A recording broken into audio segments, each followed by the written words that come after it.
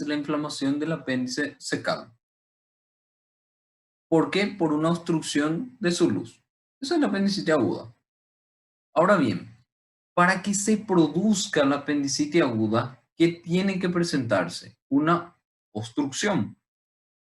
Eso es lo que va a generar la apendicitis aguda. ¿Cuáles son las causas de la apendicitis aguda? Hay varias. Hay luminal, hay parietal, hay luminal extrínseca, o sea, que una compresión por fuera, y la no obstructiva. De todas ellas, ¿cuál era la causa principal de apendicitis aguda? ¿Quién se acuerda cuál es la causa principal de apendicitis aguda? Que se fueron a estudiar, ¿vale? ¿Cuál es la causa principal de apendicitis aguda?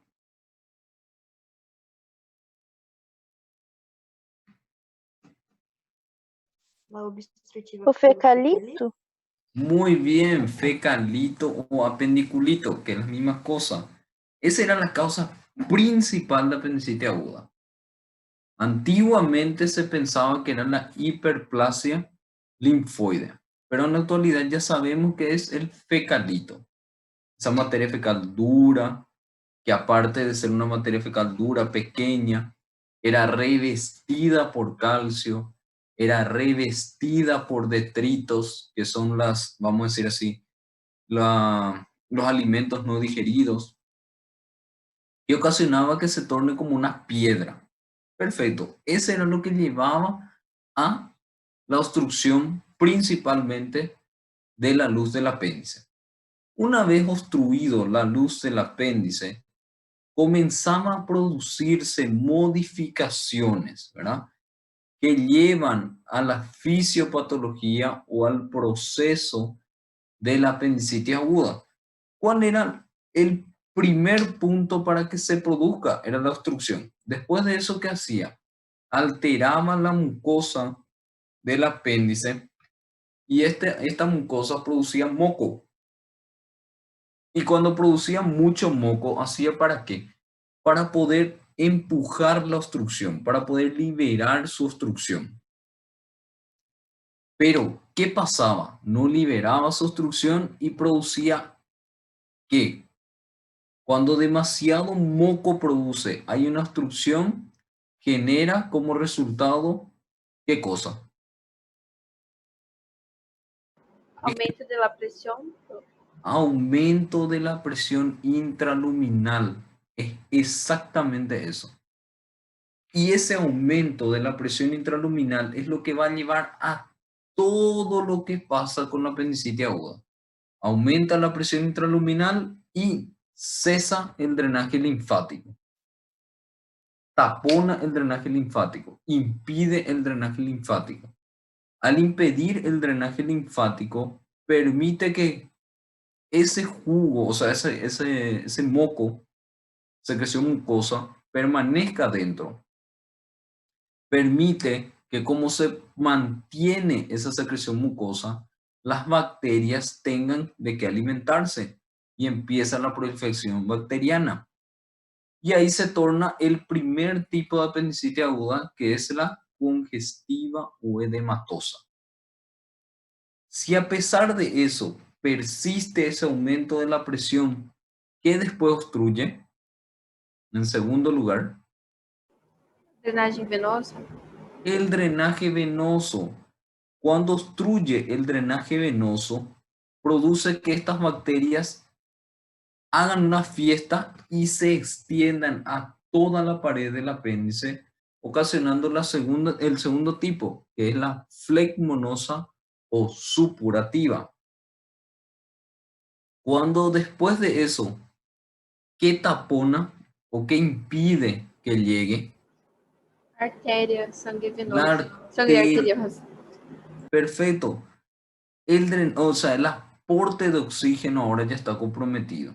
Y si el aporte de oxígeno ahora ya está comprometido la irrigación.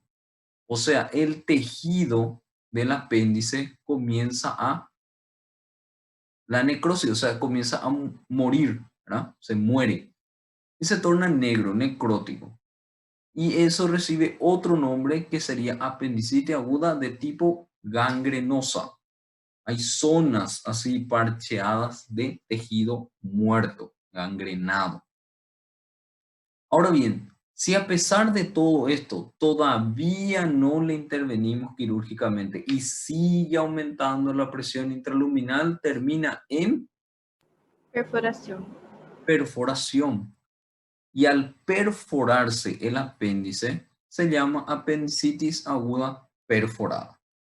Entonces, entendiendo la fisiopatología de la apendicitis aguda, ya podemos saber cuáles son la anatomía patológica: congestiva, flegmonosa, gangrenosa y perforada. Perfecto. La clase pasada también mencionamos cómo era el cuadro clínico de una apendicitis aguda. El cuadro clínico de la apendicitis aguda se resumía en una cronología que se llama cronología de Murphy. ¿Cómo era la cronología de Murphy? ¿Alguien se acuerda más o menos qué era? ¿Qué se producía? Primeiro aparecia dolor em epigástrio, depois na fossa ilíaca direita, depois náuseas, vômitos e inapetência. Perfecto.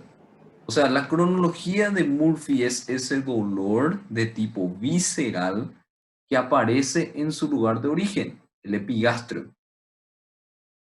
Que una vez que este apéndice se inflamaba tanto y tocaba el peritoneo parietal, la conducción eléctrica se producía a través de ¿quién? De las astas posteriores de la médula espinal. Entonces llega hasta la corteza cerebral y él ya localiza dónde es. Es en la fosa ilíaca derecha el proceso inflamatorio. Acompañado de náusea, anorexia, náusea, vómito y anorexia, ¿verdad? Perfecto. Esa es la cronología de Murphy.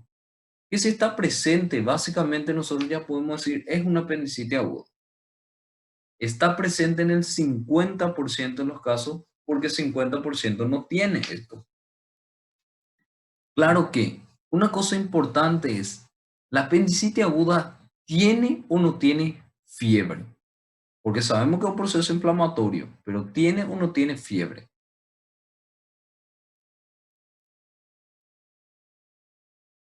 ¿Qué dicen? ¿Tiene o no Febre tiene? baixa só quando rompe, não é? Solo cuando se perfora. Mais local. O sea, es básicamente lo que nosotros dijimos.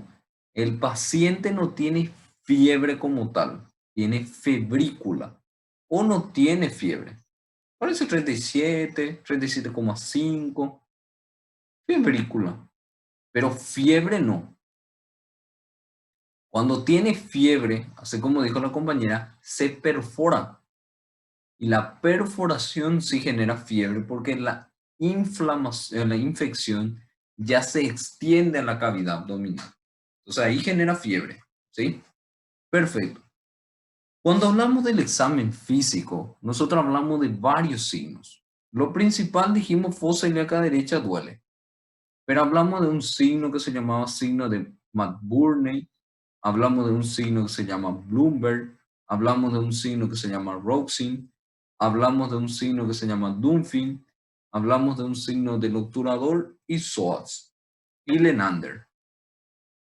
Todos estos signos se reducen a que duele la fosa ilíaca derecha. Además de que le duele la fosa ilíaca derecha, se resume a que hay irritación del peritoneo. Si yo le toco la fosa ilíaca derecha, tiene defensa abdominal involuntaria. Yo le toco, se contrae ese músculo del abdomen, impidiendo que mi mano se profundice. Mis dedos, mejor dicho, porque la mano no, los dedos se profundicen. Entonces, si aparece esa defensa abdominal de manera involuntaria, yo puedo decir que hay una irritación peritoneal, que era uno de los signos, que era el signo de McBurney. Localizábamos el punto de McBurney, comprimíamos el punto de McBurney y presentaba defensa abdominal. Una vez comprimido y presentando esa defensa abdominal, yo voy a retirar la mano. Y al retirar la mano presentaba dolor, y ese era el signo de Bloomberg. Dolor a la descompresión brusca. Dolor cuando retiro la mano. Entonces eso ya me está ayudando a que es una apendicitis aguda. Los dos me está diciendo hay signos de irritación de tu peritoneo. ¿Sí? Muy bien. Entendiendo básicamente esto, que sería los signos, la clínica y cómo se produce, podemos entrar ya a qué es lo que es la clase de hoy. Por ustedes yo terminé lo que serían los exámenes complementarios de diagnóstico. ¿Sí o no?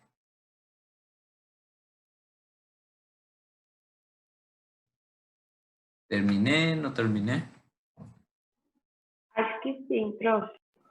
Terminar. Acho que sim também. Entonces entramos en los diagnósticos diferenciales. Es diferenciar la apendicitis aguda con otras patologías. Ver lo que tiene de igual y ver lo que tiene de diferente. El primer diagnóstico diferencial que se presenta en los pacientes jóvenes, los pacientes promedio de, vamos a decir así, 6 hasta 20 años puede presentar lo que sería la linfadenitis mesentérica o también llamado adenitis mesentérica. Es un cuadro doloroso en fosa ilíaca derecha, igualito a la apendicitis aguda. Es un cuadro que aparece de manera brusca, igual a la apendicitis aguda. Es un cuadro que puede ir acompañado de náuseas y vómito, igual a la apendicitis aguda. O sea, básicamente tenemos mucha igualdad con la apendicitis aguda. Ahora, cuando yo me voy a examinarlo, o sea, le voy a tocar a este paciente, me voy a encontrar con diferencias. Es decir, yo tengo un paciente que le duele la fosa ilíaca derecha. Sí. Tengo un paciente que tuvo náusea y vómito. Sí. Tengo un paciente que puede tener anorexia. Sí. Tengo un paciente que no tiene fiebre. Igual a la apendicitis aguda. Pero al examinarlo, o sea, al tocarle, yo encuentro que le duele la fosa ilíaca derecha. Igual a la apendicitis aguda. Pero no tiene defensa abdominal. Acá dice discreta defensa abdominal. En realidad, hablar de discreta defensa abdominal, yo prefiero inclusive decir que no tiene. ¿Por qué? Porque lo que genera o sea, lo que presenta en algunas ocasiones es tensión.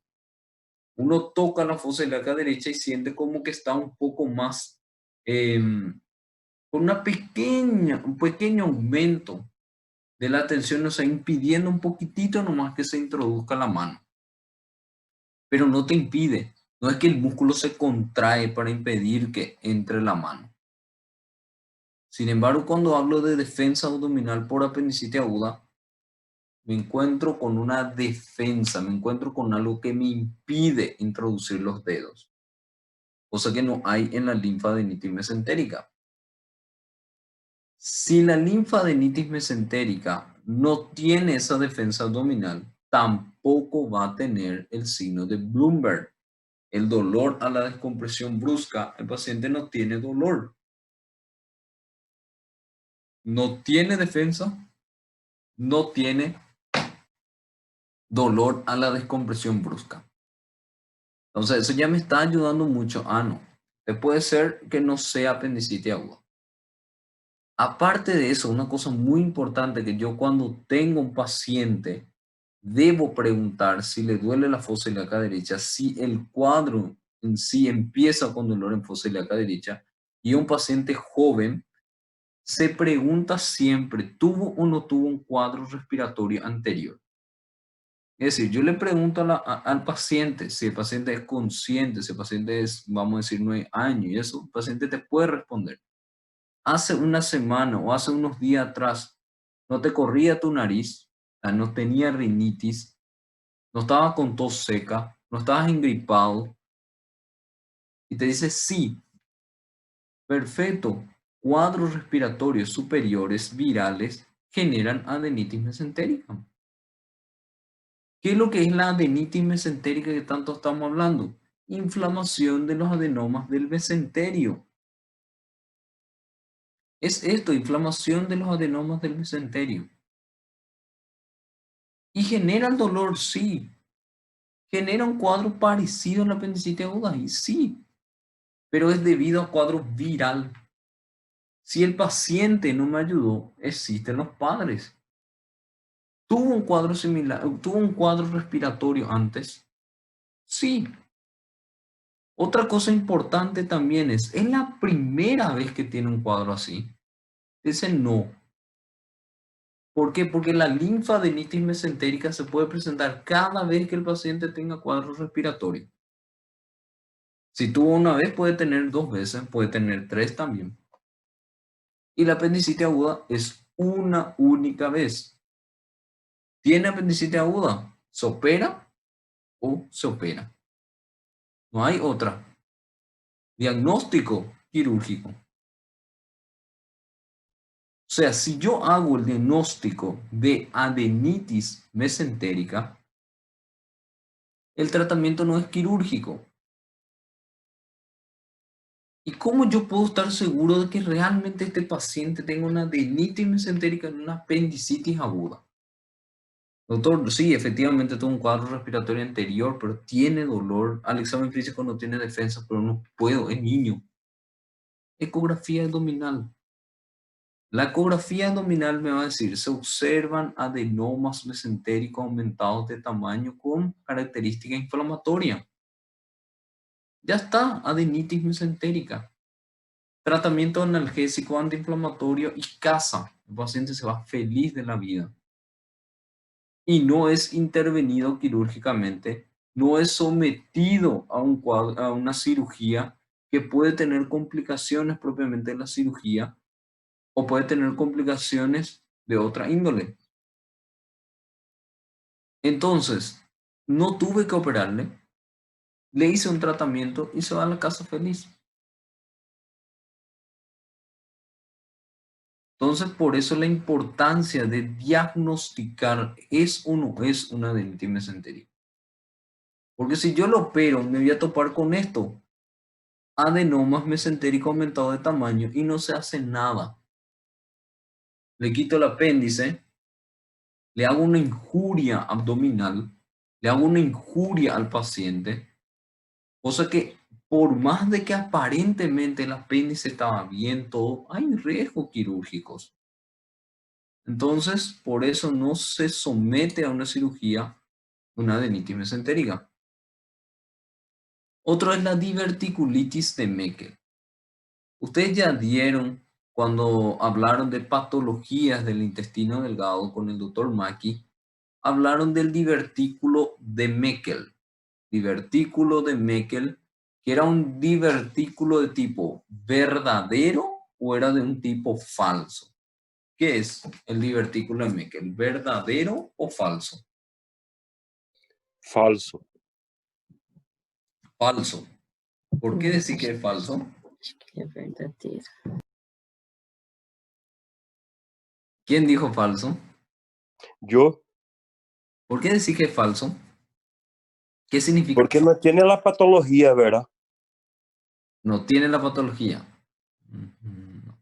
Porque não é todas as capas. Porque no tiene todas las capas. Eso quiere decir falso. ¿Quién dijo verdadero? Eu, prof, mas eu chutei, na verdade. Porque ainda não peguei para estudar direito. Tô indo assim pelo que eu tenho observado da aula, o que eu lembro, na verdade. Es un divertículo congénito, ¿sí? Y cuando es un divertículo congénito, es un divertículo verdadero. Es un divertículo que tiene todas las capas del intestino, ¿sí? Siempre cuando se habla divertículo de Meckel, es un divertículo verdadero. Un divertículo que tiene serosa, es un divertículo que tiene capa muscular, es un divertículo que tiene subserosa y tiene mucosa. sea, tiene todas las capas. El divertículo de Meckel se caracteriza por esto que estamos viendo acá. Se encuentra en el borde antimesentérico. No se encuentra en el borde mesentérico, es en el antimesentérico. Es un divertículo congénito, o sea, es un divertículo que en 3% de los casos tiene tejido que no corresponde al divertículo. Es decir, tiene tejido heterotópico correspondiente al páncreas o al estómago. Y cuando tiene ese tejido heterotópico es lo que genera sangrados. Genera sangrados o puede ocurrir lo que sería la inflamación del divertículo. O sea, ¿qué tipo? Diverticulitis, ¿sí?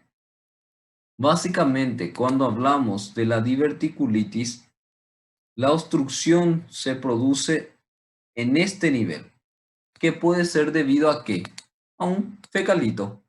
De nuevo entrando el fecalito, famoso fecalito, obstruye nuestra luz de divertículo.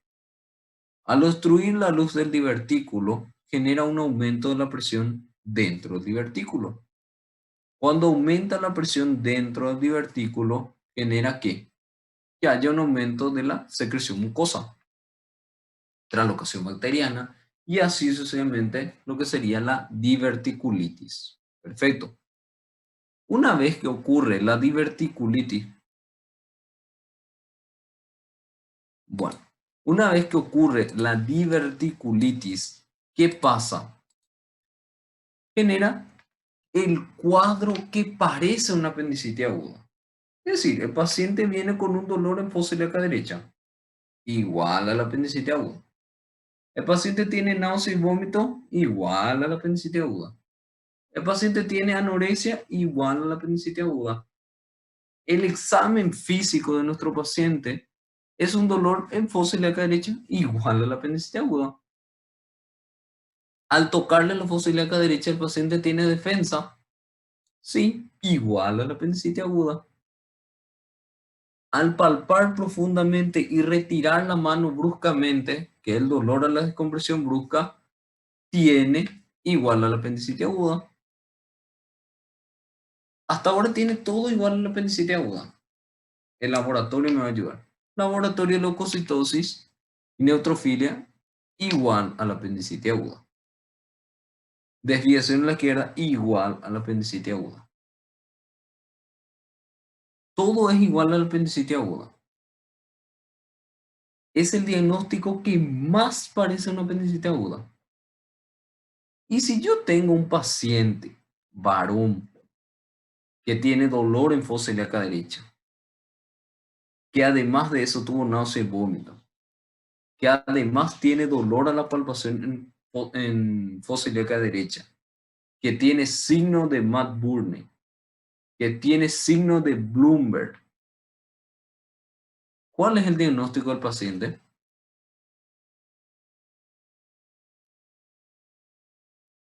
¿Cuál es el diagnóstico del paciente si tiene todo lo que mencioné?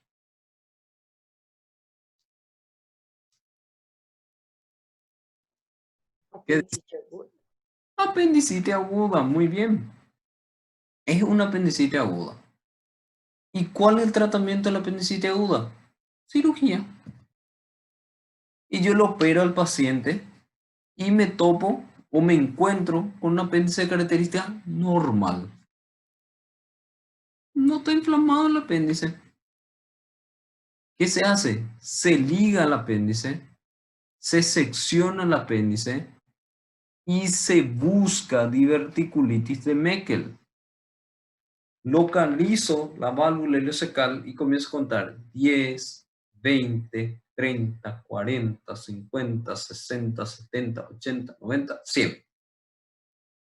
Porque se sabe que el divertículo de Meckel desde la válvula ileocecal puede estar hasta 1,80 m de distancia.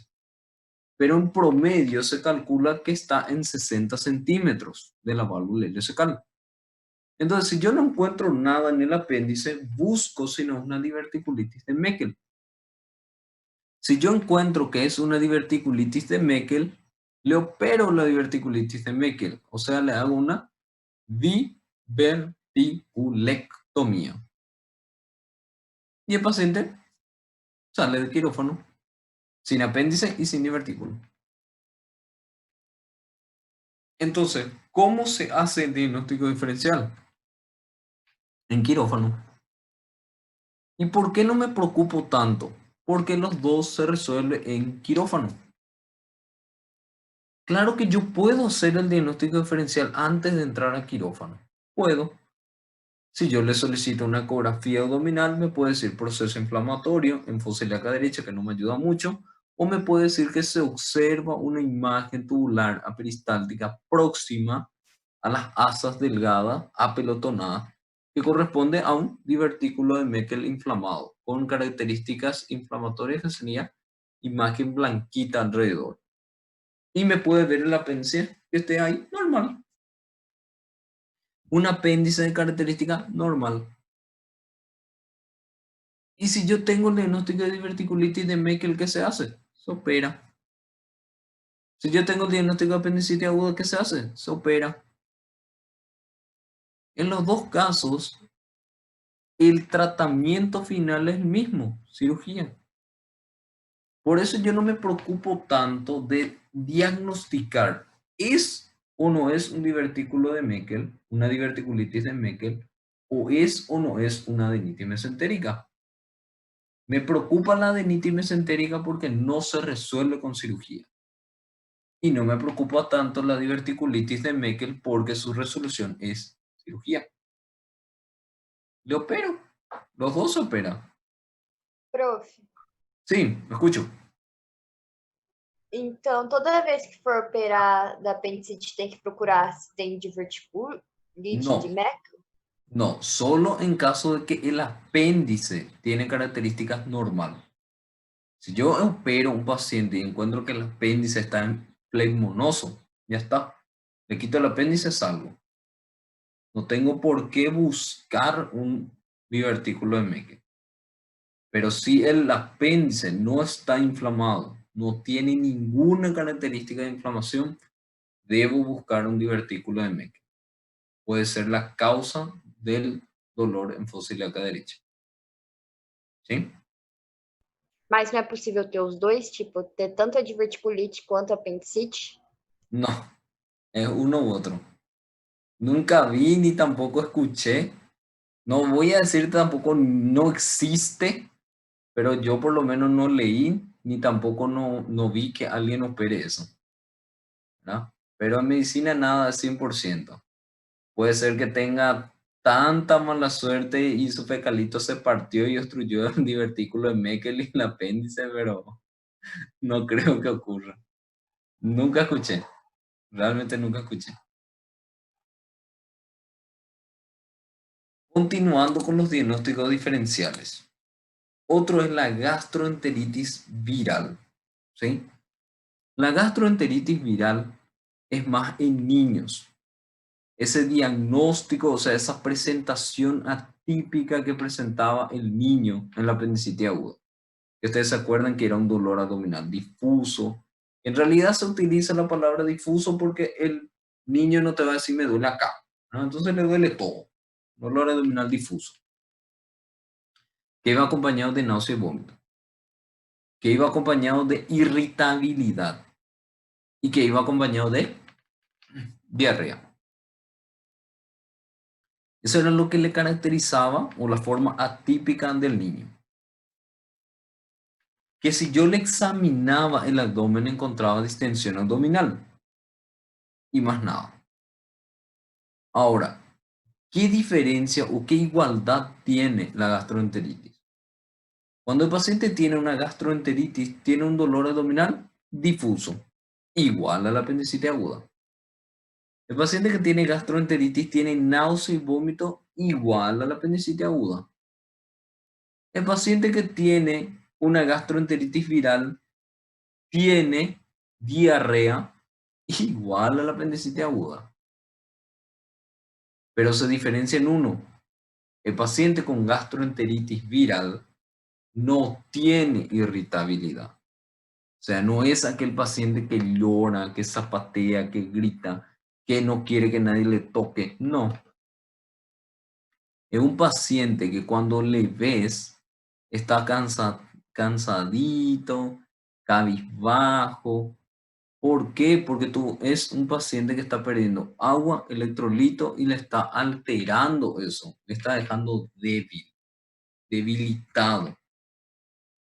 Sin embargo, el otro tiene un cuadro inflamatorio que le deja nervioso, le deja con dolor, le deja irritado. Si yo le examino el abdomen al paciente con gastroenteritis viral, voy a poder examinarle el abdomen. ¿Por qué? Porque él va a tratar de evitar que yo le toque, pero no está con fuerza. Entonces yo le toco el abdomen y lo máximo que me dice,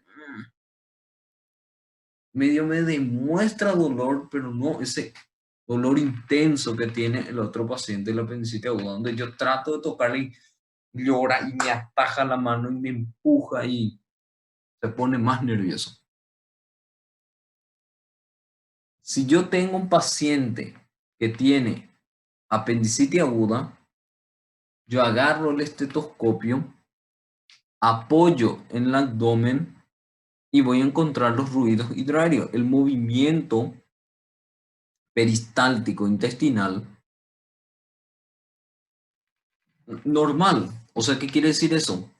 Escucho los ruidos de aire y agua dentro del intestino de manera pausada, es decir, y espero un rato. Y es lo normal. Escuchar en un minuto hasta 10 normal, 5 a 10 normal. Ahora, si yo apoyo el estetoscopio en mi abdomen, o sea, en el abdomen del niño, y escucho rápido, de seguido, esos son ruidos hidroaéreos aumentados. Si los ruidos hidroaéreos están aumentados, el paciente va a defecar varias veces. El paciente tiene una gastroenteritis inflamatoria viral. O sea, tiene una enfermedad viral que le está ocasionando justamente la diarrea. Pérdida de electrolitos, pérdida de agua. Por ende, es muy importante que yo le pregunte al familiar del paciente qué comió el niño. Cuando es una gastroenteritis, generalmente el paciente comió 1000 cosas de seguido, todo mezclado, caliente, frío. Comió 1000 de cosas come y todo mal. Sin embargo, un niño que comió, vamos a decir así, cenó, se acostó a dormir y amaneció con un dolor que no aguantaba, eso me hace pensar en una apendicitis aguda. Ese que el niño de repente se fue, se acostó y no aguantó más dolor, apendicitis aguda. ¿Entienden? Si yo le hago un laboratorio a este paciente, ¿qué voy a encontrar? Puede ser que encuentre leucocitosis, pero va a ser de causa viral, linfocitos aumentados. No va a tener neutrófilos porque no hay bacteria. Si yo diagnostico que tiene el paciente una gastroenteritis y que el dolor que está sintiendo es por gastroenteritis, se hace tratamiento hídrico. Tolera la vía oral, le doy suero oral. No tolera la vía oral, parenteral. Está muy decaído. Le hago primero carga y luego parenteral. Y cuando tolera, vía oral. Y el paciente con esa hidratación termina el dolor. Con esa hidratación el paciente se va a la casa feliz. Y no es intervenido quirúrgicamente. Otro diagnóstico diferencial es la invaginación intestinal. Sí, escucho. Você pode explicar de novo sobre gastroenterites, por favor? La gastroenteritis es la inflamación, ¿verdad?, del intestino, de causa viral. Cuando el paciente tiene una gastroenteritis, ¿tiene un cuadro similar a la apendicitis aguda? Sí, un dolor difuso, acompañado de náuseas, vómitos y diarrea. La diferencia estaría en el examen físico del paciente. Que cuando le trato de tocar, me voy a dar cuenta que el paciente no está irritado, está relajado. Está con dolor, sí, pero está decaído, no tiene fuerza para, vamos a decir así, enfrentarnos, para impedir que le toquemos el abdomen. Si le llego a tocar el abdomen, básicamente no hablaría de eso. ¿Por qué? Porque en un paciente con apendicitis aguda no le puedo tocar el abdomen, ya que el paciente está muy irritado. Yo utilizo técnicas para poder tocar el abdomen, pero no es 100%, ya que el paciente llora y cada vez que llora contrae el abdomen. No me sirve. En un paciente con gastroenteritis, yo toco el abdomen y el paciente no tiene fuerza suficiente como para llorar. O si llora, es un llanto débil. Cuando yo le ausculto, o sea, cuando pongo el estetoscopio y pongo en el abdomen, yo voy a encontrar de que el paciente con gastroenteritis tiene unos ruidos hidroaéreos aumentados, continuados, es directo. En la apendicitis aguda no tiene, es normal. La inflamación está en la fosa ilíaca derecha y todo el demás intestino está normal. O sea, no está inflamado. Entonces el peristaltismo está conservado. Si yo le hago un laboratorio, me voy a encontrar que en una apendicitis aguda tiene leucocitosis a expensas de neutrófilo, hay bacterias. Si yo le hago una gastroenteritis, puedo tener leucocitosis a expensas de linfocito viral. Si yo hago el diagnóstico de que es una gastroenteritis, no se opera. Si hago el diagnóstico de apendicitis, se opera. ¿Sí? Prof, Escucho. geralmente essa gastroenterite, ela pode vir acompanhada de sangue? Por ser viral ou não? No. Si acompaña sangre, entonces ahí ya entramos en gastroenteritis bacteriana. O sea, Bacteriana, tá. colitis y ya la presentación del cuadro ya es un poco diferente. De todas maneras, también ahora vamos a hablar de un diagnóstico diferencial importante de la apendicitis aguda, que es la invaginación intestinal. La invaginación intestinal es otro diagnóstico de apendicitis aguda, donde el paciente que tiene esto, intususcepción o invaginación quiere decir la introducción del intestino dentro de sí mismo. Si ven acá, el intestino está entrando dentro de sí mismo. Este es el intestino. Y entra dentro de sí mismo. Entra dentro de sí mismo. Eso es lo que nosotros le llamamos invaginación intestinal. Varias causas tienen. O sea, puede tener justamente una enfermedad intestinal. Puede tener también cuadros inflamatorios. Puede tener pólipos. O puede ser de causa que es la más frecuente, que es causa desconocida, idiopática. ¿Qué ocurre? Se va introduciendo y entonces ahí presenta la clínica parecida a la apendicitis aguda. Diagnóstico diferencial de niños. Dolor abdominal difuso. Con un leve predominio en fosa ilíaca derecha, pero dolor abdominal difuso. El paciente tiene náusea y vómito. El paciente tiene, ¿qué más? Tiene diarrea. Y el paciente tiene irritabilidad. O sea, en este caso, más se parece a la apendicitis aguda. Tiene náusea y vómito, tiene diarrea, tiene también, ¿cómo se dice?, irritabilidad. Y tiene también lo que dijimos, que era el dolor abdominal, ya. Y la diarrea, ¿verdad? Bueno. Entonces, igualito a la apendicitis aguda. Como el paciente está irritado, también tiene dificultad para poder examinar el abdomen. Pero nosotros habíamos hablado que en la forma típica de la apendicitis aguda en el niño, una cosa que no ayudaba era la distensión abdominal. o sea, que esté un poco hinchadito el abdomen. En la invaginación intestinal está un poco hinchadito el abdomen, igualito otra vez. Pero en la invaginación intestinal, al tocarle el abdomen del niño, aparece una tumoración en la fosa ilíaca derecha. El apendicitis aguda no tiene. Yo le toco y aparece una tumoración en forma de hot dog o salchicha en la fosa ilíaca derecha. Y ahí viene a jugar. Tiene una tumoración en fosa ilíaca derecha. El apendicitis aguda no tiene. ¿Tiene dolor? Tiene. ¿En fosa ilíaca derecha? Sí, tiene. Entonces, ¿qué quiere decir tumor?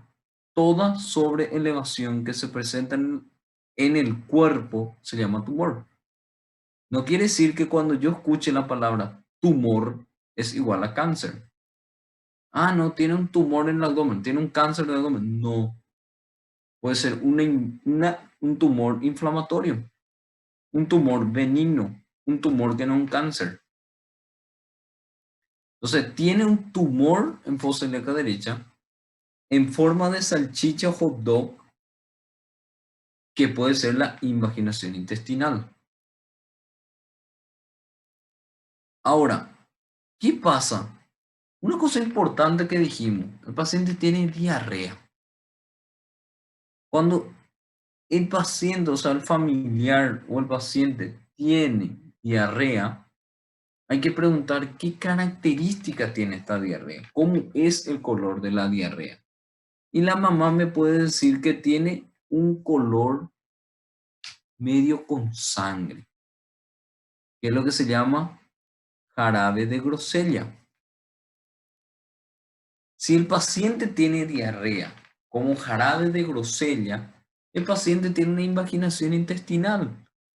Tiene un tumor en fosa ilíaca derecha compatible con un tumor en forma de hot dog, invaginación intestinal. La apendicitis aguda no tiene tumor, la apendicitis aguda no sangra. ¿Y por qué sangra este? Porque cuando ocurre la invaginación intestinal, a este nivel hay fricción de la mucosa. Y como hay esa fricción de la mucosa, ocasiona sangrados. Y entonces el paciente tiene esa deposición, que sería esa diarrea en forma de jarabe de grosella. Cuando hago el diagnóstico de invaginación intestinal, en un primer instante no se opera. Ah, no, pero yo no estoy todavía seguro, doctor, si es o no es una invaginación intestinal porque es un niño. Perfecto. Se hace ecografía abdominal. Y la ecografía abdominal me puede decir, se observa una imagen pseudo-oclusiva a nivel de la fosa ilíaca derecha de tantos centímetros que compromete la luz del intestino, compatible con invaginación intestinal. Y me puedo hablar más, se observa un apéndice de características normales, sin proceso inflamatorio apendicular. Perfecto. Entonces lo que yo tengo es una invaginación intestinal. Y no es la misma cosa que el divertículo de Meckel. ¿Por qué? Porque no se opera en un primer instante. Yo puedo solucionar esta invaginación intestinal con lo que sería una endoscopía. Y a través de la insuflación de aire, que sería un neumo o unas técnicas neumáticas, yo puedo volver a la normalidad el intestino sin tener que operar. Ah, no, pero no mejora, doctor. Sigue sangrando, sigue el dolor, sigue la tumoración, cirugía. Pero en un primer instante no es cirugía. En un primer instante es la endoscopía. Perfecto. Otro diagnóstico diferencial. Cuando hablamos de apendicitis aguda, nosotros hablamos de varios tipos de pacientes. Hablamos de los niños, jóvenes, que fueron los anteriores. Ahora bien, ¿Qué nosotros habíamos mencionado en la epidemiología de la apendicitis aguda? ¿Es más frecuente en el hombre o es más frecuente en la mujer? ¿En quién es más frecuente la apendicitis aguda? ¿Hombre o mujer? Homem. En el hombre. ¿Cuál es la edad en que aparece más? ¿En un niño, joven adulto o en un anciano? Adulto. Joven adulto. O sea, sería en promedio de 10 a 30 años. Hay libros que dicen de 10 a 20, otros que dicen de 20 a 40, pero es el promedio. Autor, tenemos nomenclatura que se dice 20 a 30, ¿verdad? Pero ahí no se entra crianza, ¿verdad? Con 20 años.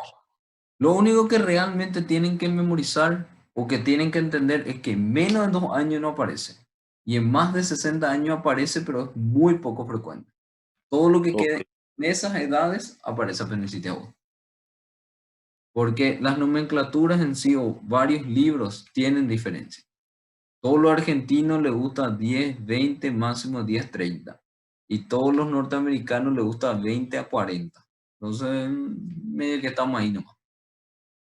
Bueno, cuando hablamos de paciente que normalmente, como dijimos en la epidemiología, paciente varón, que tenga otra vez dolor en fosa ilíaca derecha, entonces quería pensar, apendicitis aguda. ¿Por qué en un varón apendicitis aguda en primer instante? Porque si nos vamos a la anatomía del varón, la fosa ilíaca derecha solo tiene dos cosas: ciego, apéndice y más nada.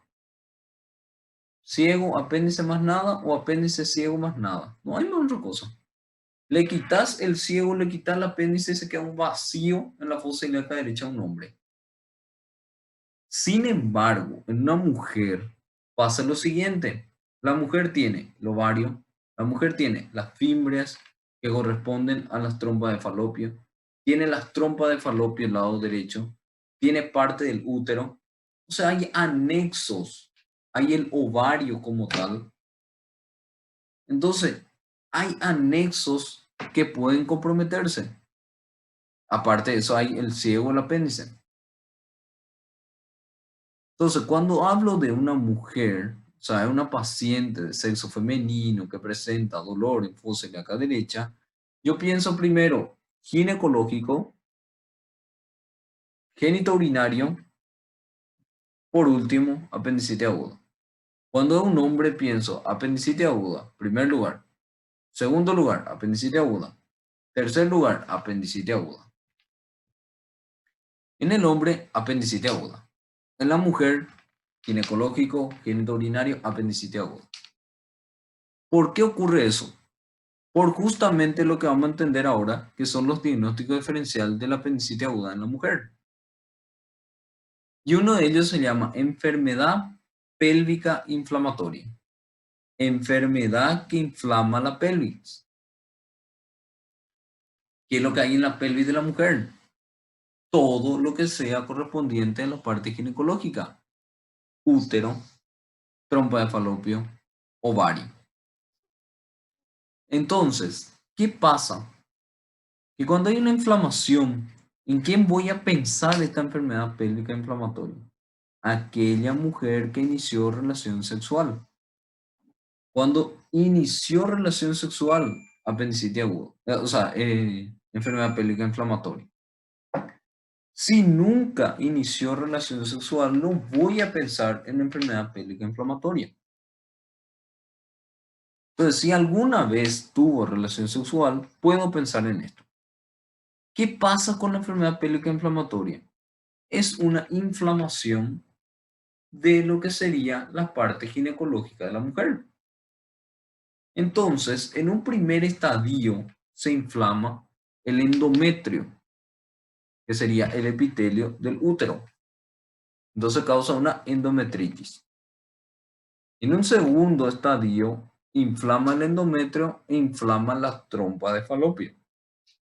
Y ahí se llama salpingitis. En un tercer momento, se acumula pus. Y el pus se localiza entre la trompa y el ovario, entonces se le llama absceso tubo ovárico. Y en un cuarto momento hay la perforación de ese absceso tubo ovárico y entonces sale el líquido purulento a la cavidad abdominal y ocasiona lo que se llama pelvis peritonitis o peritonitis a partir de un proceso pélvico. Muy bien. Entonces, entendiendo lo que sería la enfermedad pélvica inflamatoria, nosotros podemos deducir, la paciente sexo femenino, claro. Paciente que ya tuvo relación sexual, claro. Paciente que tenga dolor en fosa ilíaca derecha, por eso hacemos diagnóstico diferencial con la apendicitis aguda. Paciente que tenga náusea y vómito, igual a la apendicitis aguda. Paciente que tenga anorexia, igual a la apendicitis aguda. Pero, ¿qué es importante? Cuando hablamos de enfermedad inflamatoria pélvica, hay que tener en cuenta lo siguiente. La paciente está con infección de la parte ginecológica. Entonces no hay que tener vergüenza cuando tenemos una mujer y ya inició relación sexual, preguntarle, ¿tiene o no tiene secreción vaginal? ¿Tenés o no tenés secreción vaginal? Y ahí viene a jugar dos cosas. ¿La paciente tiene vergüenza o la paciente no tiene vergüenza? ¿Qué quiere decir? Hay veces que la paciente tiene vergüenza y te dice no tengo. Y sí tiene. O hay veces que te está diciendo la verdad y no tiene luego. Otras veces te dice sí tengo, doctor. Tengo. ¿Tenés secreción? ¿Tenés flujo? Tengo. ¿Qué color es? Es la siguiente pregunta. Te puede decir amarillo, te puede decir blanco, te puede decir verde, te puede decir achocolatado. Varios colores me puede decir. Si me dice blanco, me queda la duda, ¿es normal o no es normal? Si la paciente tiene una secreción escasa, blanquecina, pegajosa, no fétida, puede ser que esté en su ciclo menstrual. O sea, que está en su etapa fértil, vamos a decir así. Sin embargo, cuando la mujer tiene esa secreción blanquecina, pegajosa, que parece como leche cuajada, cortada, entonces eso es una infección por hongo, cándida. Si tiene amarillo, puede ser trichomonas vaginales y tiene olor. Si tiene verdoso, puede ser Gardnerella y tiene olor, y tiene un olor fuerte, igual a pescado muerto. Pero todo lo que me diga, me dice, sí tengo, doctor, es amarillo, no tiene olor. ¿Yo puedo creer en 100%? No. Entonces, ¿qué es lo que me va a ayudar? Que yo compruebe. ¿Y cómo puedo comprobar? Primeramente, haciendo un examen físico. Cosa importante que aparece en la paciente. Cuando yo le hago los signos vitales, la paciente cuando tiene enfermedad pélvica inflamatoria le aparece fiebre. La paciente tiene mayor a 38 grados. Tiene fiebre. Y nosotros dijimos que la apendicitis aguda no tiene fiebre. Ahí ya no ayuda. El paciente tiene fiebre, la apendicitis aguda no tiene fiebre. Está pasando acá. Si yo le toco el abdomen, y ahí viene una importancia para poder diferenciar entre es una apendicitis aguda o no es una apendicitis aguda, es el examen físico del paciente. Cuando yo le toco el abdomen a la paciente con apendicitis aguda o con enfermedad pélvica inflamatoria, le duele la fosa ilíaca derecha. Pero la diferencia está, ¿le duele la fosa ilíaca derecha? ¿Defiende o no defiende? ¿Qué quiere decir eso? Cuando una enfermedad pélvica inflamatoria, yo le toco la fosa ilíaca derecha, a la paciente le duele, pero no se contrae el músculo para impedir que mi dedo se hunda. Hay una falta de defensa abdominal. No tiene defensa abdominal. No tiene esa contracción involuntaria del músculo abdominal. Entonces mi mano se hunde y le duele. Y si era una apendicitis aguda, el músculo impide que mi mano se hunda. Hay una defensa abdominal involuntaria. Ahora bien, cuando yo veo el segundo punto, que cuando descomprimo la mano bruscamente, una enfermedad pélvica inflamatoria tiene Bloomberg positivo. Y una apendicitis aguda tiene Bloomberg positivo. Entonces la diferencia está, aparece defensa abdominal y Bloomberg positivo, apendicitis aguda. No tiene defensa abdominal y Bloomberg positivo, enfermedad pélvica inflamatoria. ¿Por qué ocasiona eso? Porque los anexos ginecológicos no tienen contacto con el peritoneo parietal. No tiene por qué irritar el peritoneo, si no tiene contacto con el peritoneo. ¿Y por qué le duele al descomprimir? Porque al descomprimir muevo todas las estructuras abdominales y ellos pueden mover también la parte ginecológica y ocasionar dolor. Entonces, por eso uno defiende, duele al descomprimir, no defiende, pero duele al descomprimir. Si yo tengo que la paciente me dice, sí, doctor, tengo secreción, tengo ya el examen físico que me dice altamente es una enfermedad pélvica inflamatoria. El siguiente punto es, voy a confirmar si realmente la paciente me está diciendo la verdad. ¿Qué quiere decir eso? Le voy a hacer un tacto vaginal. Tacto vaginal. Entonces este es el cuello del útero, ¿sí? Y al hacer el tacto vaginal, lo que yo voy a hacer es colocar mi dedo entre el cuello del útero, ¿sí? Voy a tomar el cuello del útero y voy a desplazar a la derecha y a la izquierda, que se llama lateralización del cuello del útero. Cuando yo le desplazo a la derecha, el paciente tiene dolor. Cuando yo le desplazo a la izquierda, el paciente tiene dolor. Le duele. Le duele a la derecha, le duele a la izquierda. A eso se le llama signo de Frenkel positivo. El dolor a la lateralización del cuello a la derecha y a la izquierda. ¿Qué explicaría ese Frenkel?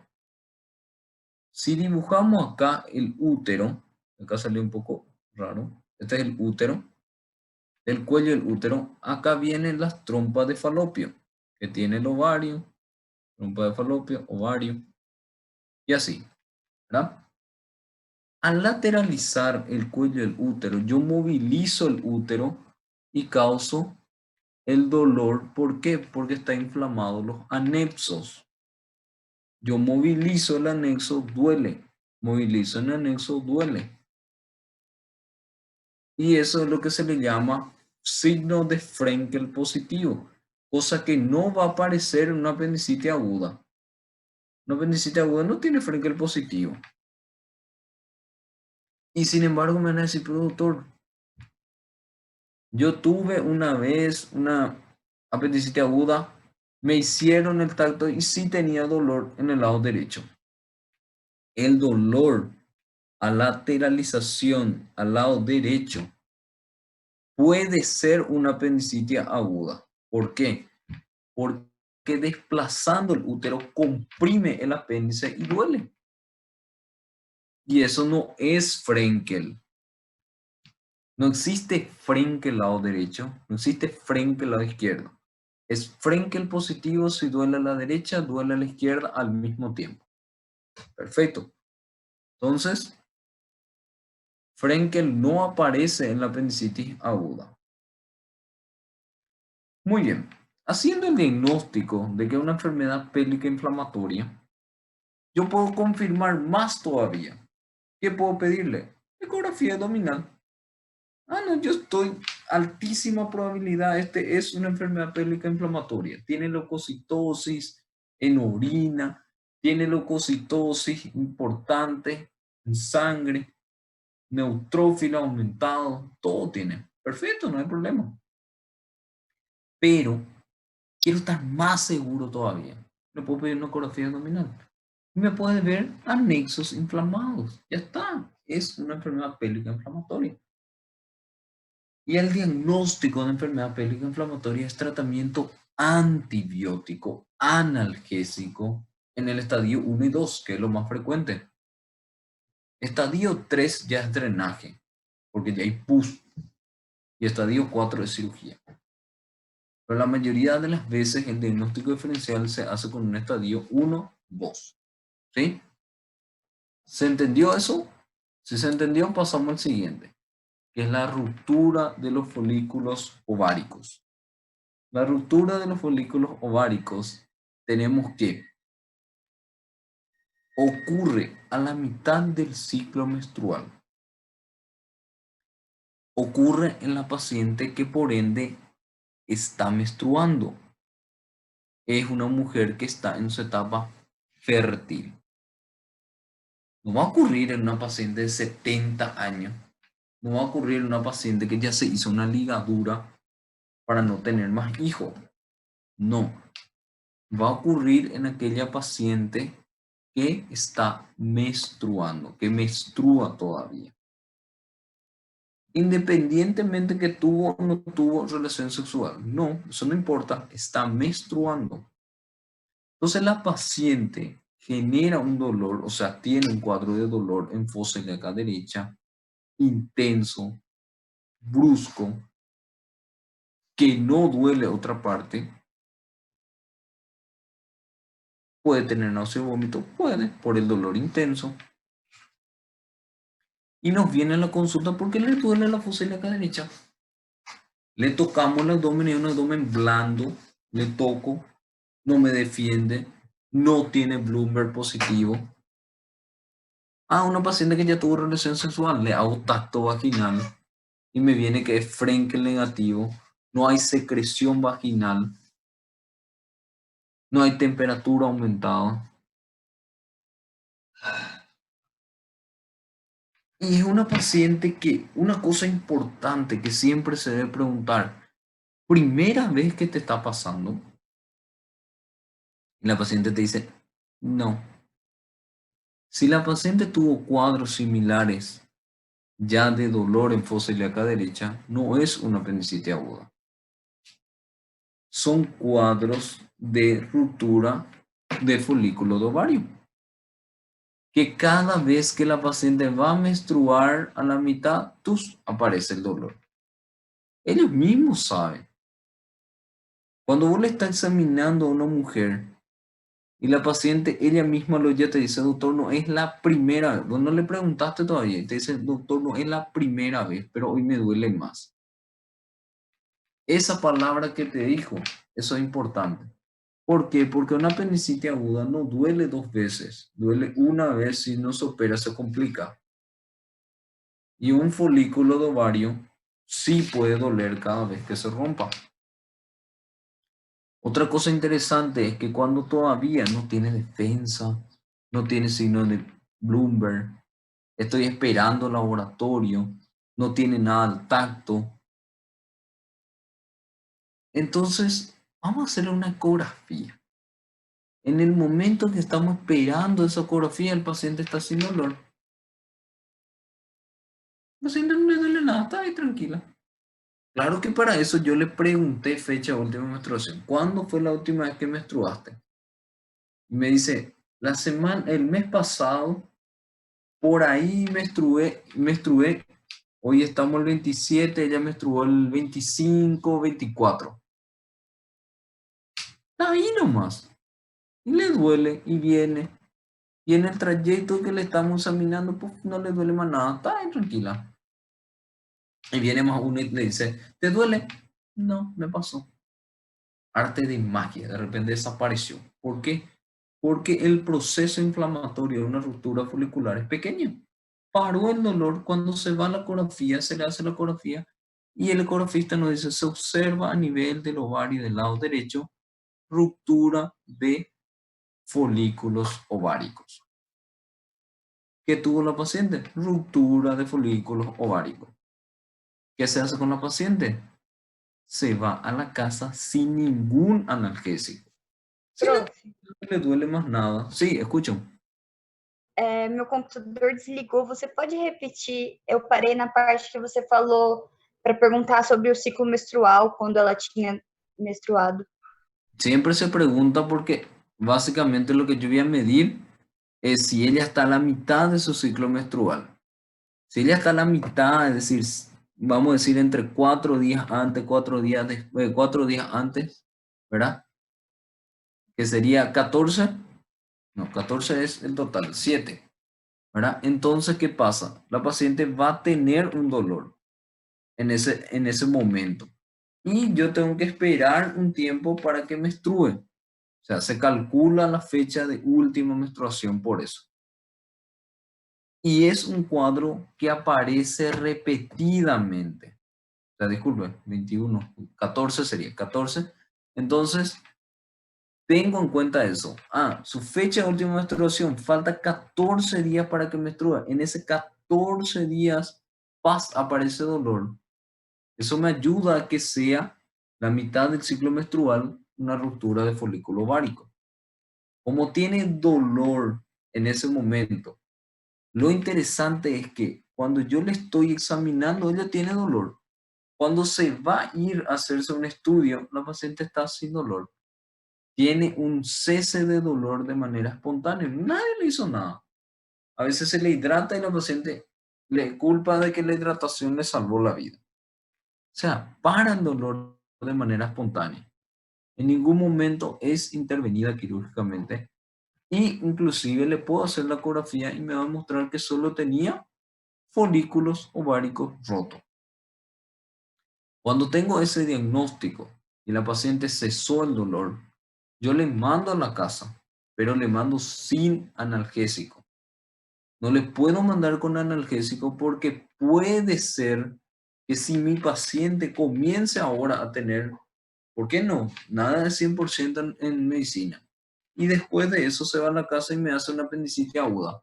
Y está tomando analgésico, pasa inadvertido. Entonces, la paciente va a la casa sin analgésico si no le duele más nada. Y si le presenta otra vez dolor, vuelve. Pero la mayoría de las veces no vuelve porque lo que fue el ocasionante fue la ruptura de folículo ovárico. ¿Sí? Otro diagnóstico diferencial importante de la apendicitis aguda, y por qué digo importante, porque es grave, es el embarazo ectópico. El embarazo ectópico, cuando hablamos, la palabra ectópico o ectopía quiere decir fuera de su lugar habitual. Ectópico, entonces quiere decir no está en el lugar normal. Cuando ocurre la fecundación del óvulo, ¿verdad?, por el espermatozoide, comienza lo que sería la migración de ese óvulo fecundado para la implantación en el útero. Entonces, óvulo, o sea, el óvulo fue fecundado, pasa a través de la fimbria a las trompas de falopio, recorre y luego se impregna a nivel del útero por efecto de la ¿cómo se dice?, progesterona. ¿Verdad? Se implanta ahí. Sin embargo, cuando hay procesos inflamatorios repetidos, cuando aparte de eso tiene una normalidad a nivel de las trompas de falopio, ese óvulo fecundado puede quedar en el camino. Digo en las trompas porque es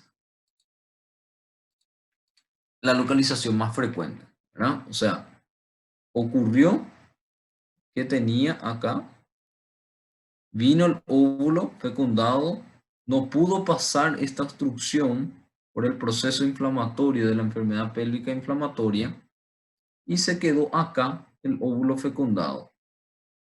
Y ese óvulo fecundado comienza entonces ¿a qué? A aumentar de tamaño.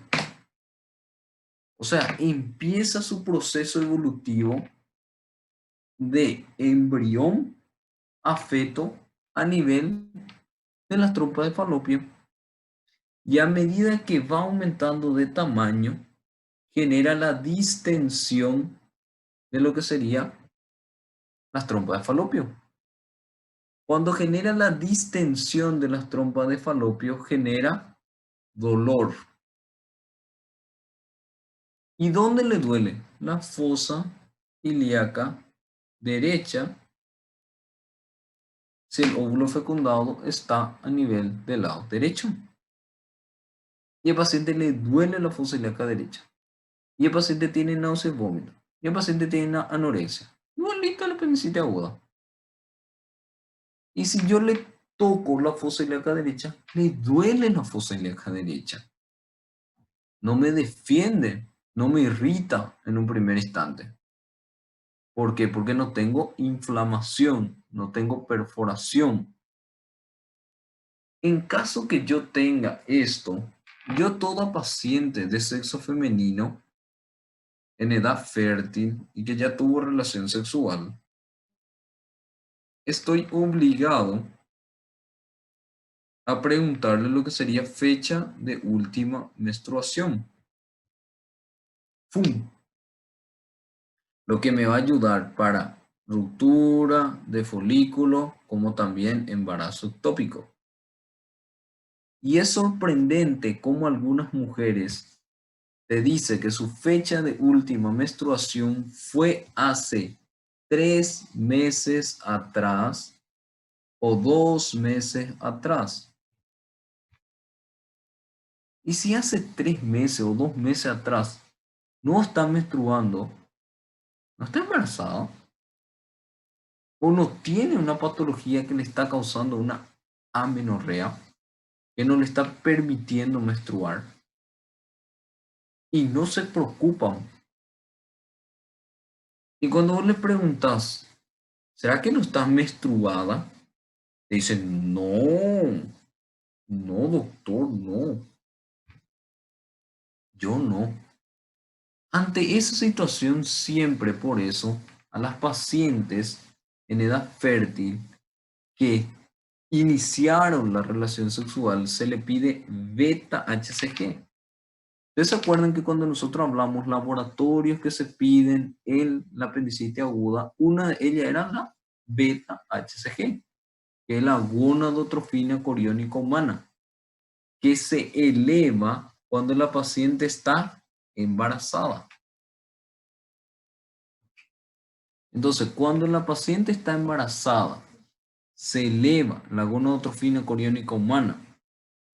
Ahora, ya sé que está embarazada porque tiene aumentado la gonadotrofina coriónica humana. Ahora lo que yo tengo que saber, ¿ese embarazo es normal o ese embarazo es anormal? ¿Qué quiere decir eso? Ese embarazo está dentro del útero,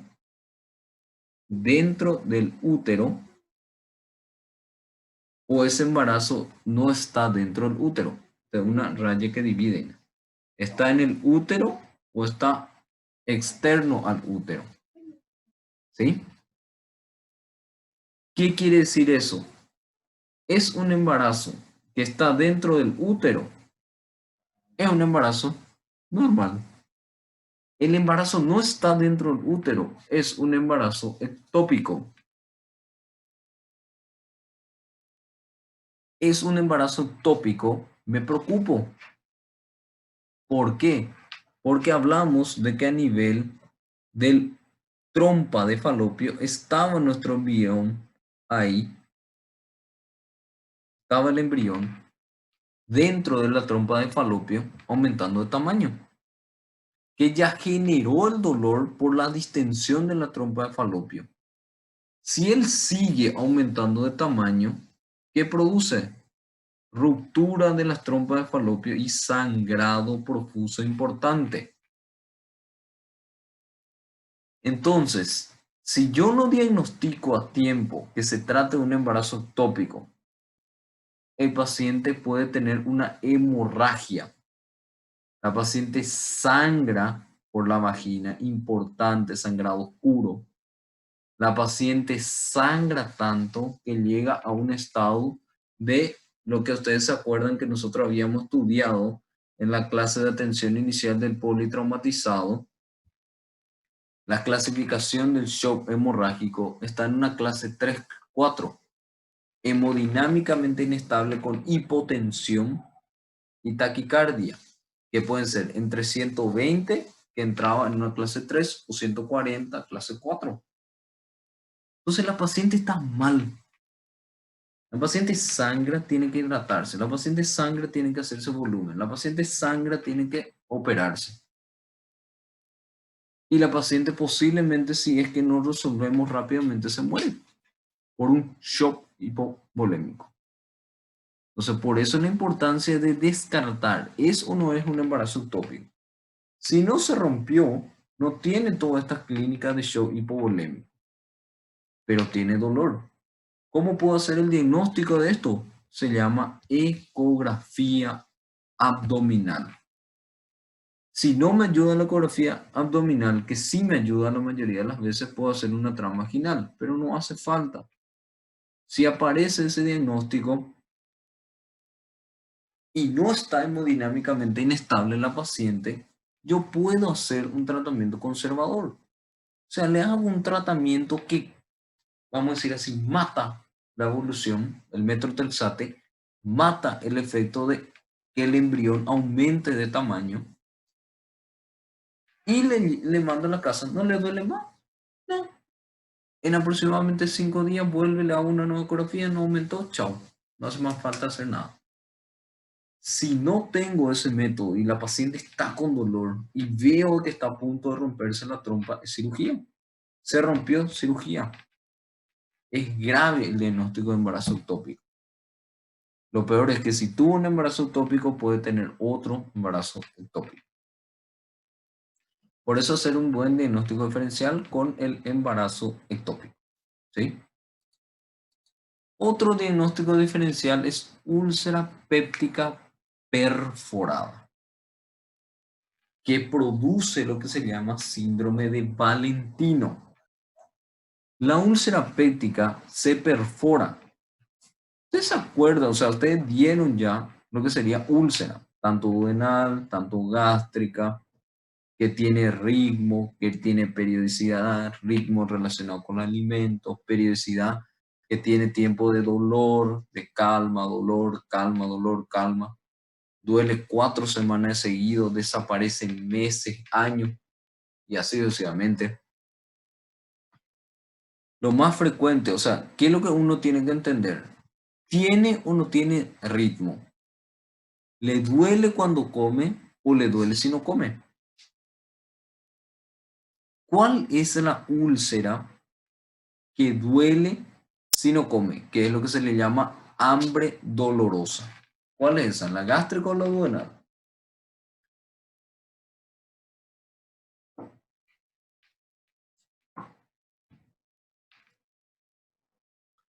¿Quién sabe qué tipo de úlcera es la úlcera que duele si el paciente no come? Gástrica. La gástrica. ¿Quién da más? La duodenal. Siempre pensamos realmente que es una úlcera gástrica, pero la que tiene hambre dolorosa, que yo les puedo explicar inclusive en la clase que viene, ¿sí? ¿Por qué duele la úlcera duodenal? Seguramente dieron ya, ¿verdad? Es la que no come, es la duodenal. Le duele cuando no come, duodenal. Cuando come y le duele es la gástrica. Perfecto. Básicamente este tipo de paciente, el paciente sabe que ya tiene algo en el estómago, algo en el duodeno. ¿Qué quiere decir eso? Ya tiene cuadros similares anteriores. Ya sabe lo que si come le duele. Ya sabe que si no come le duele. Que ustedes le ven y un paciente gordo. Paciente gordo. O sea, ¿le duele? ¡Gup! Come. ¿Le duele? ¡Gup! Come. Y esta vez le dolió tanto que después intentó comer, ya no pudo. que dolió más otra vez. Algo pasó acá. Terminó ese ritmo normal y apareció un dolor que lo para. Y algo interesante es el punto doloroso de Deula-Foy presenta a tu paciente. Es un paciente que cuando vos le preguntas ¿cuándo te empezó el dolor? El paciente te dice exactamente hace 10 minutos, hace 1 hora, porque presentó el punto doloroso de Deula-Foy, que es el punto en que se perforó la úlcera. Y fue un dolor tan intenso que le traspasó, es un dolor lancinante, transfixiante, a nivel del epigastrio. Y el paciente, por ende, de tanto dolor que sintió, grabó el momento que le dolió. Y el paciente te puede decir con exactitud, hace tanto tiempo me dolió. Esta úlcera al perforarse puede ocurrir varias cosas. Se perfora, puede obstruirse por el epiplom, se perfora, puede formar una fístula, se perfora o puede pasar lo que sería justamente que este líquido caiga a la cavidad abdominal. Es decir, dibujamos acá un estómago, dibujamos el intestino delgado que termina a nivel del colon. Y ahí viene el colon. Vamos a dividir acá porque hasta ahí nomás vamos a hacerlo. Y aquí está nuestro apéndice. Cuando se perfora, no vamos a hablar de Johnson, ¿verdad? Pero cuando se perfora, ese líquido intestinal o líquido gástrico cae y viene por el espacio que sería el parieto cólico derecho y se va depositando a nivel de la fosa ilíaca derecha, generando entonces un dolor en fosa ilíaca derecha. Le duele la fosa ilíaca derecha, parecido a la apendicitis aguda. Y el dolor empezó ¿dónde? En el epigastrio. ¿A quién le recuerda eso? El dolor que inicia en el epigastrio que después pasa a la fosa ilíaca derecha. ¿A quién le recuerda eso?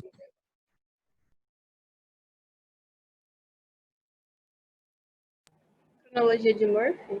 Cronología de Murphy. El dolor que iniciaba en el epigastrio que después pasaba a la fosa ilíaca derecha. Parece una cronología de Murphy. Parece. La diferencia entre la cronología de Murphy y el síndrome de Valentino es de que hay dolor en el epigastrio y hay dolor en la fosa ilíaca derecha al mismo tiempo. La cronología de Murphy no. La cronología de Murphy termina ese dolor en fosa ilíaca derecha y solo duele, o sea, termina en el epigastrio y solo duele en la fosa ilíaca derecha. Entonces, eso es lo que determina la diferenciación. Es decir, si yo tengo un paciente que le duele la fosa del epigastrio y al mismo tiempo le duele la fosa ilíaca derecha, es síndrome de Valentino. No tiene dolor en el epigastrio, le duele la fosa ilíaca derecha, pero empezó a nivel del epigastrio apendicitis aguda. Perfecto. Entonces, ahora bien, ¿cómo sería qué hago cuando tengo una úlcera perforada? Cirugía. Lo opero. La única diferencia va a ser que si es un Deula-Foy, o sea, si es un síndrome de Valentino, el problema está en la úlcera. Soluciono la úlcera, lavo el abdomen y voy a toparme con que el apéndice está normal, pero a ese nivel hay líquido gástrico y hay proceso de fimbrias que me está demostrando hay una inflamación en esta zona, pero el apéndice está normal. O sea, me dijo, es la úlcera fue lo que te ocasionó ese dolor en fosa ilíaca derecha. Algo que me puede ayudar antes de operarle, ¿qué puede ser? Hacerle una radiografía simple de tórax. La úlcera O sea, el estómago, el duodeno, es un órgano hueco que tiene aire. Y si tiene aire, produce neumoperitoneo. Y acá está, neumoperitoneo, que se localiza en la parte más superior porque el aire sube, el líquido cae. Entonces se va y se localiza entre la unión del diafragma y el hígado, signo de Poupart. Y el signo de Poupart es de perforación de víscera hueca, no de apendicitis aguda, perforación de víscera hueca. Y si tengo esta característica y tengo el dolor en epigastro y tengo dolor en fosa ilíaca derecha, es que síndrome de Valentino. Otro diagnóstico diferencial que aparece. Prof, você pode repetir sobre o raio-x, fazendo favor? Sí, cuando hay una perforación de una víscera hueca, hay la salida de aire y produce neumoperitoneo, neumo de aire en el peritoneo. Como yo le hago una radiografía de pie, de tórax, de pie, el aire sube y va a quedarse en la parte más superior que corresponde entre el hígado y el diafragma. Y a esta característica de semiluna que aparece entre el diafragma y el hígado se le llama signo de Poupart. Signo de Poupart, que es característico de úlcera perforada o de órgano hueco perforado. Perfecto. Muy bien. Otro diagnóstico diferencial que puede aparecer en los pacientes ya de edad avanzada, ¿sí? No jóvenes, ni también mujer, sino que edad avanzada, es la diverticulitis aguda derecha. ¿Por qué digo eso? Porque ustedes se acuerdan cómo se presentaba en el anciano la apendicitis aguda. ¿Cómo se presentaba en el anciano la apendicitis aguda? ¿Alguien me puede responder?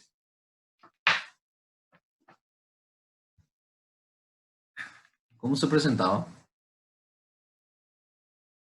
3 formas de presentación tenía. ¿Cuáles son?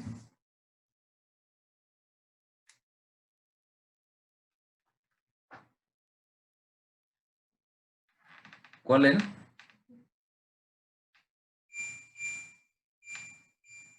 Uno era la oclusión, otro era el tumor y otro era la peritonitis. ¿Verdad? Oclusión, tumor, peritonitis. Entonces, si se presenta de esa forma, entonces vamos a entender por qué la diverticulitis aguda del lado derecho corresponde a un diagnóstico diferencial de la apendicitis aguda. Básicamente no es común que haya divertículo del lado derecho. Cuando hablemos el martes que viene sobre la enfermedad diverticular, la característica de cada uno, vamos a entender que es más frecuente el lado izquierdo, no el lado derecho, ¿sí? Pero nada es 100% medicina, o sea, puede aparecer el lado derecho. Cuando hablamos de enfermedad diverticular, entonces se puede complicar, o sea, se puede inflamar, se puede obstruir. Así como hablamos en el divertículo de Meckel, también puede ocurrir en el divertículo del colon. Cuando ocurre eso, ¿qué genera? Dolor en fosa ilíaca derecha, náusea y vómito, inapetencia. Todo igual a la apendicitis aguda. Igualito. El examen físico, un examen físico, piensen, de un anciano. O sea, es una defensa abdominal no muy marcada, es un signo de Bloomberg no específico y tiene una tumoración dolorosa móvil. Le toco y encuentro un tumor que le duele al paciente, que se mueve. Cosa que me ayuda mucho a no pensarlo en apendicitis aguda. ¿Por qué? Porque no es un plastrón, el plastrón es firme. El tumor firme la mayoría de las veces. Entonces, ante una tumoración móvil, dolorosa, puede ser un tumor abscedado, puede ser un plastrón, ¿por qué no? Como puede ser también un divertículo. ¿Cómo hago el diagnóstico diferencial? Y en realidad lo único que me va a ayudar para decir es o no es un estudio de imagen. Le puedo pedir ecografía o mejor dicho, le puedo pedir una tomo con contraste parenteral, donde como hay tanto proceso inflamatorio, el contraste llega a la zona más inflamada. Y ahí me hace demostrar, ah, no, este es un divertículo. ¿Por qué? Porque el apéndice está allá abajo y lo que está inflamado es tu colon. Ah, un divertículo derecho. Ah, no, este es un cáncer. ¿Por qué? Porque no se tiñe. Perfecto. O es una apendicitis. ¿Por qué? Porque el apéndice se tiñó. Porque aparece fecalito. Entonces, eso ayuda a decir, ¿es o no es? No me voy a meter mucho en esto porque vamos a tenerlo en una clase ya que estamos entrando en el capítulo de colon. Otro diagnóstico diferencial es la pielonefritis o litiasis renoureteral. ¿Qué quiere decir eso? Es la presencia de piedra en las vías urinarias. ¿Sí? Diagnóstico diferencial más bien de hombres. Como no todo es 100%, o sea, les dije que cuando un varón joven tiene dolor en fosa ilíaca derecha, primero apendicitis aguda, segundo apendicitis aguda, tercero apendicitis aguda y en cuarto está la litiasis renoureteral. O sea, es que el paciente que me viene dolor en fosa ilíaca derecha, sí. Es un paciente que tiene intenso dolor, que le duele tanto que no aguanta de dolor. Sí. Es un paciente que tiene tanto dolor que tiene náusea y vómito. Sí. Es un paciente que le duele tanto que no quiere comer. Sí. Pero su dolor no empezó en el epigastrio. Su dolor empezó en la región lumbar. El dolor empezó en la región lumbar y descendió a nivel de los testículos o en la mujer a los labios mayores. O sea, ¿qué hizo? El trayecto de la vía urinaria, región lumbar, desciende a los testículos o labios mayores.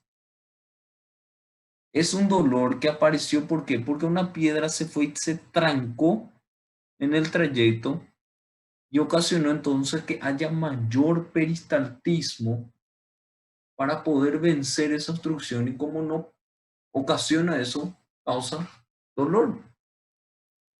Y al paciente le duele, y le duele muchísimo. Y cuando le examino a este paciente, le toco el abdomen, su abdomen es blando, se hunde, no tiene defensa, no tiene Bloomberg. Pero el varón no tiene defensa, no tiene Bloomberg. ¿Qué está pasando acá? Entonces, ¿es o no es? Y si no tiene defensa y no tiene Bloomberg y solo tiene dolor, puede ser que no sea. Ah, le pido al laboratorio y el laboratorio puede venir normal, pero la apendicitis aguda podía tener normal. La orina simple, si me viene oxalatos de calcio, ojo, eso puede ser un cálculo. ¿Qué me va a ayudar? Ecografía abdominal. Le pido una ecografía abdominal y me puede mostrar que hay dilatación pielocalicial. Hay un cáliz superior, un cáliz medio, un cáliz inferior.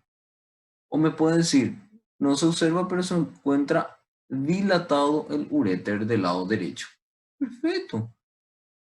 Pero ahí me va a decir, no se observa litiasis igual o mayor a 4 milímetros. Ah, descarto. No. ¿Por qué? Porque la ecografía no tiene la capacidad de ver cálculos menores a 4 milímetros. 5 sí tiene, sí ve. Pero la mayoría de las veces, como el calibre del uréter es pequeño, calculamos 3 milímetros, entonces no se habla del mismo. Que si aparece, entonces, ojo, está dilatado. ¿Y qué es lo que puede dilatar? Obstrucción. ¿Qué es lo que causa obstrucción en un paciente joven? Cálculo. Ah, no, yo quiero estar seguro que realmente se trate de cálculo. Urotac. Una tomografía que ve las vías urinarias. Y acá está. Se ve un cálculo acá, se ve otro cálculo acá. dilatación, anormalidad de lo que sería el riñón del lado derecho, vemos un riñón aumentado de tamaño importante, porque por la éstasis urinaria, y si no puede irse hacia abajo, se va hacia arriba, y se congestiona dentro. Y si se congestiona y hay proliferación bacteriana, se torna una pielonefritis, infección de las vías urinarias altas. Y lo único que le va a diferenciar de esto es que aparece fiebre, que al orinar ya tiene leucocitosis. Entonces, eso me ayuda a que, este efectivamente no es una apendicitis aguda, es una litiasis renoureteral. O es una pielonefritis. No se opera. Analgésico importante. Inclusive tengo varios conocidos que tienen litiasis renoureteral y dicen que el dolor de la litiasis renoureteral supera el del parto, supera el de, vamos a decir, dolor de muela. Entonces, el analgésico a estos pacientes es muy importante. Antiinflamatorio, muy importante. Caso de pielonefritis, antibiótico. ¿Sí? Muy bien. Cuando yo tengo, vamos a decir así, todo lo que ya dijimos, diagnósticos diferenciales, parece que nos quedamos todos locos. Tenemos que entender de que no todo es apendicitis aguda.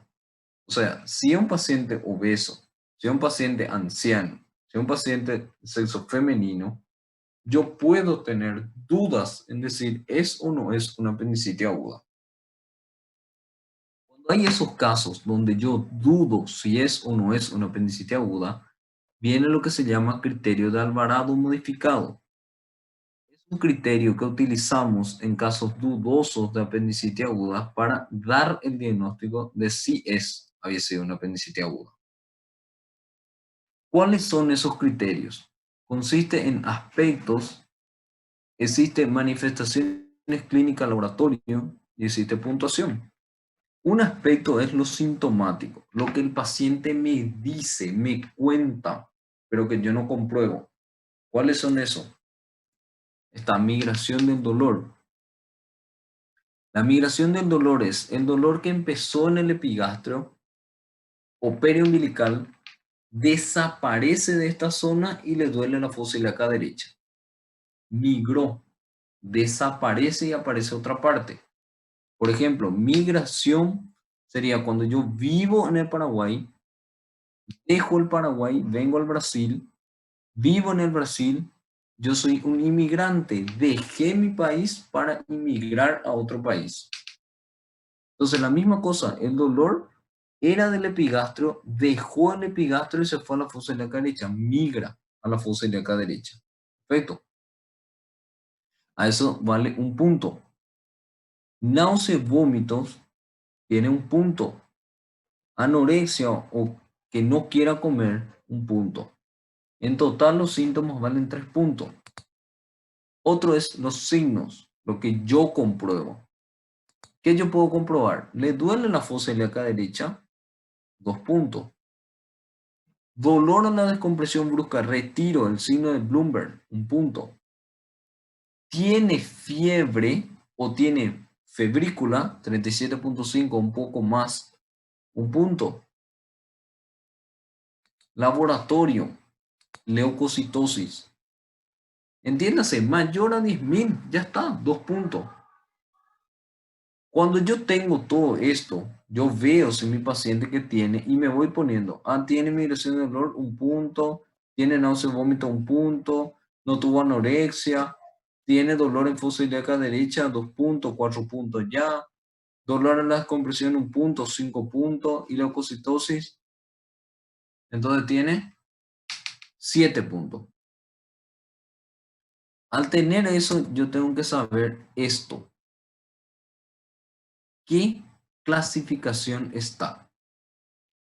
Tuvo valor entre 0 a 3 puntos, baja probabilidad. ¿Qué quiere decir eso? No es apendicitis aguda. Olvídate que una apendicitis aguda busca un diagnóstico diferencial. Recordate de todo lo que estudiamos. No es una litiasis renoureteral, no es una enfermedad pélvica inflamatoria, no es un embarazo ectópico, no es un folículo roto, no es todo lo que a ustedes les venga a la cabeza. No es apendicitis aguda. Piensen en otra cosa. Quedó entre 4 a 6. Observar. No te puedo decir que no sea, pero tampoco te voy a decir de entrada que es. Debo confirmar. ¿Cómo confirmo? Estudio complementario de diagnóstico. Puedo pedirle una ecografía abdominal. La ecografía abdominal no me sirvió. Una transvaginal. O una tomografía con contraste parenteral. Y en caso que no quiera usar eso todavía, puedo hacer que esperar 12 horas y volver a evaluar al paciente. Tiene 6 horas recién, doctor. Vamos a esperarnos. Y le evaluamos de nuevo. Porque al inicio del cuadro, el cuadro puede ser todavía un poco dudoso. Y después de un cierto tiempo se hace realmente una apendicitis aguda. Y por último está la cirugía. Cuando viene un valor de 7 a 9, es apendicitis aguda. Y apendicitis aguda se opera. La única diferencia es que cuando es mujer, yo debo hacer primero, otra vez, una cirugía videolaparoscópica. O sea, estoy obligado a ver de nuevo, a pesar de todo lo que ya dijimos, anexos. Una apendicitis aguda sí, pero veo anexos. ¿Sí? En otro caso, cirugía. Salió 7, salió 8, cirugía. Este estudio no se hace a todos los pacientes. ¿Por qué? Porque ustedes tienen que recordar siempre, apendicitis aguda, diagnóstico es clínico. No necesito de esto para poder diagnosticar, a menos que haya duda en el diagnóstico. La historia natural y la complicación es perforación. Pasado las 48 horas, 32% de los apéndices se perforan. La perforación tiene dos caminos. Uno, que caiga libremente a la cavidad abdominal y ocasiona una peritonitis. Inflame todo el peritoneo, que se llama peritonitis aguda. Claro que ustedes vieron seguramente con el doctor Chaparro que puede ser generalizada, puede ser localizada, pero es la caída de ese líquido inflama el peritoneo. O en todo caso puede ser bloqueado. Al ser bloqueado la perforación se le llama plastrón apendicular. O sea, se bloquea esa perforación para que el líquido no caiga a la cavidad abdominal. ¿Sí? El bloqueo para que no caiga a la cavidad abdominal. Perfecto. El plastrón apendicular entonces es una defensa del cuerpo para evitar que ese líquido ocasione una peritonitis. El plastrón apendicular lo que yo debo hacer es controlar, no se opera. Yo controlo nomás. O sea, ¿qué hago? Hago que el paciente le veo todos los días y veo si esa tumoración que se palpa a nivel de la fosa ilíaca derecha va disminuyendo de tamaño. Voy controlando con ecografía que disminuye de tamaño cada 48 horas. El paciente no tiene más dolor, perfecto. El paciente está tolerando bien la hora, perfecto. El paciente no tiene fiebre, perfecto. Ahora, si en el trayecto puede ocurrir lo siguiente, se complica el plastrón apendicular.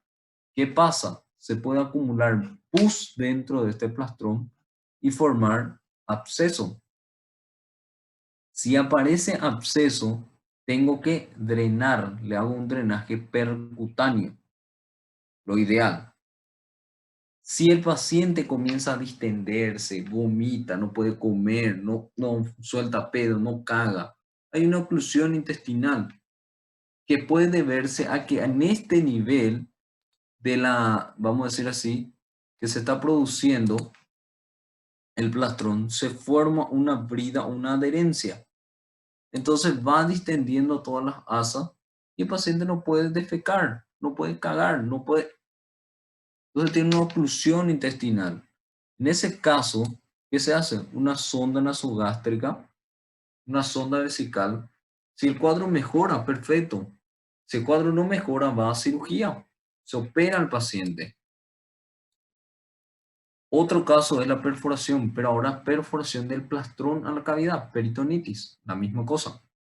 Y el otro es la fístula. O sea, en ese caso, ¿qué es? La comunicación de dos órganos entre sí. Tenemos el plastrón y tenemos acá la vejiga. Se unen estos dos por proceso inflamatorio, se pegan esas dos estructuras disminuye el flujo sanguíneo, se necrosa y se perfora. Y eso se une. Y la comunicación entre dos órganos que están revestidos de epitelio se llama fístula. Entonces el contenido del plastrón pasa a la vejiga y viceversa. Eso se llama fístula. Se fistulizó, se comunicó entre sí. Y la última complicación, pero no la menos importante, sino que la más grave, pero la menos frecuente, es la pileflebitis. ¿Dónde qué ocurre? Ocurre que haya un trombo infectado a nivel de la fosa ilíaca derecha, donde es el apéndice, se rompa ese trombo y se torna un émbolo. Recorre el trayecto venoso, mesentérica superior, unión con la esplénica, formación de la porta, y se va y se localiza en uno de los segmentos de la porta. Hay una porta, una rama derecha y una rama izquierda. Y en este caso se fue y se trancó a nivel de la rama izquierda y ocasiona fiebre, ocasiona dolor en fosa ilíaca derecha y ocasiona ictericia. Si yo le hago un estudio por imagen, que es una tomografía, el mejor que me va a ayudar, una tomografía, veo que no hay contraste a nivel de, vamos a decir así, de la rama izquierda de la porta. ¿Por qué? Porque hay un defecto. Acá está un trombo, un émbolo, mejor dicho, infectado. ¿Qué es? Tratamiento antibiótico amplio espectro más anticoagulante y esperar que esto se vaya digiriendo, se vaya desapareciendo.